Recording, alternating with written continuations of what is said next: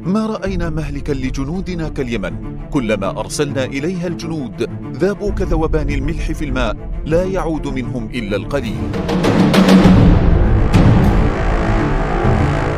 كان هذا جزء مما قاله دفتردار مصر أحمد حلبي عن اليمن، حيث خسر العثمانيون فيها قرابة 100,000 جندي كانت حصيلة الضحايا العثمانيين نتيجة لمحاولاتهم السيطرة على اليمن على مدى فترتين متباعدتين، بدأت أولاهما في مطلع القرن السادس عشر، وبدأت الثانية في النصف الثاني من القرن التاسع عشر. لم تستطع خلالها الدولة العثمانية أن تفرض سيطرتها الفعلية سوى على زبيد والمخا وعدن طوال تلك السنوات.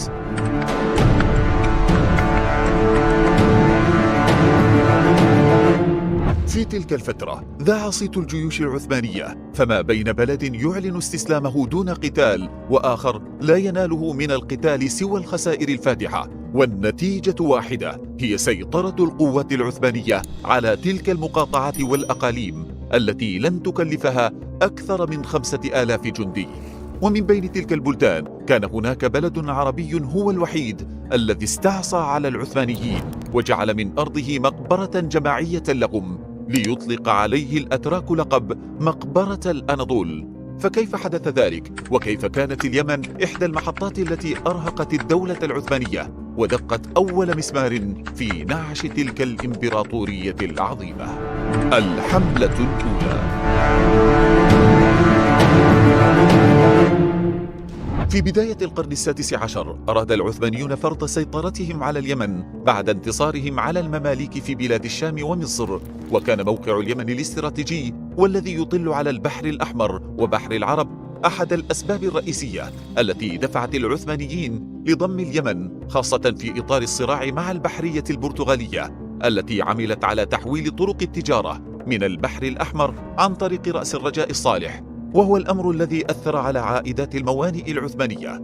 أما السبب الآخر فكان لرغبة العثمانيين في ردع القوات البرتغالية وصد محاولاتها للوصول إلى ميناء جدة مركز الأماكن الإسلامية المقدسة. ومما زاد العثمانيين حماسا لضم اليمن هو غياب السلطة المركزية في عهد عامر بن داود آخر ملوك الدولة الطاهرية التي كانت تحكم اليمن، والذي لم يعد في حوزته منها سوى عدن. أما صعد وصنعاء وما جاورها في الشمال فقد كان الأئمة الزيديون يسيطرون عليها، ولم يكن لليمن جيش مجهز ولا إمكانيات عسكرية. كل ذلك دفع الصدر الأعظم للدولة العثمانية سليمان باشا بتحريك حملة بحرية كبرى للسيطرة على اليمن في عام 1538، وقال حينها إن دخول اليمن لن يكون أمرا ممكنا فحسب، لكنه سيكون في غاية السهولة ولن يكلف الدولة العثمانية جهدا للسيطرة على تلك المقاطعة الخالية من حاكم فعلي. أبحرت حينها الحملة من ميناء السويس في مصر، وطردت البرتغاليين من البحر الأحمر، ووصلت إلى قبالة ميناء عدن في العام نفسه. وسرعان ما سيطر العثمانيون على عدن والحديدة وكامل سواحل اليمن الغربية والجنوبية، وبدا الأمر للعثمانيين على أنه حسم لصالحهم. لكن سرعان ما اصطدمت القوات العثمانية بجيش من نوع آخر لم يكن في الحسبان، وهي القبائل اليمنية التي كونت من نفسها تشكيلات عسكرية وبدأت في مقاومة الجيش العثماني، والذي تكبد خلال بضعة أعوام فقط قرابة 80,000 جندي.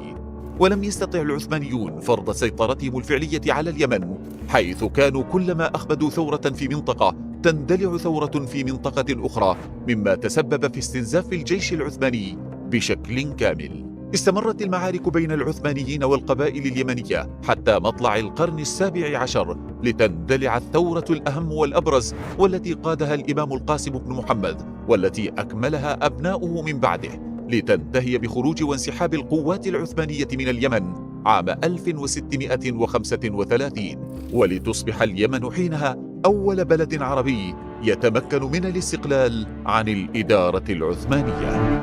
الحملة الثانية. في النصف الثاني من القرن التاسع عشر عاود العثمانيون المحاولة لضم اليمن إلى دولتهم، وتمكنوا بالفعل هذه المرة من دخول صنعاء والسيطرة عليها بقيادة أحمد مختار باشا، واتخذوا منها عاصمة للدولة العثمانية.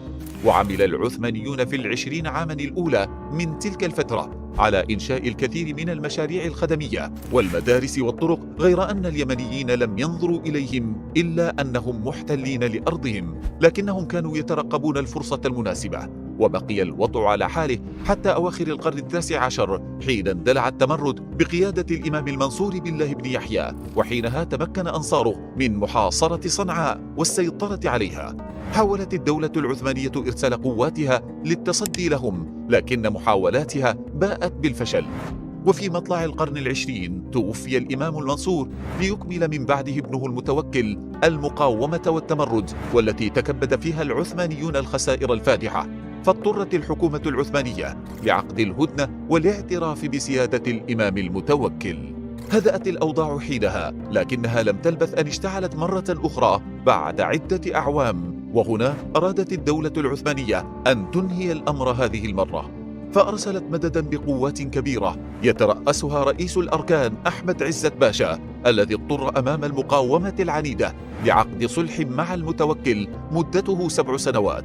ثم غادر اليمن ليخلفه نائبه محمود نديم بيك، الذي أسدل في عهده الستار على العهد العثماني في اليمن، ليكون هو آخر وال عثماني بها حتى خروج العثمانيين عام 1918 ليؤسس المتوكل المملكة المتوكلية اليمنية في العام نفسه. كانت الهزيمة العثمانية في اليمن ما هي سوى مقدمة لهزيمة على مستوى أكبر، تلك الهزائم التي رسمت بداية النهاية للدولة العثمانية، خاصة مع بوادر نشوب الحرب العالمية الأولى، والتي شاركت فيها الدولة العثمانية المنهكة بعد استنزاف طاقاتها الاقتصادية والعسكرية في العديد من الدول وعلى رأسها اليمن، مما أدى إلى وقوعها في حالة من الفوضى، والتي أدت فيما بعد لتفكك الإمبراطورية العثمانية.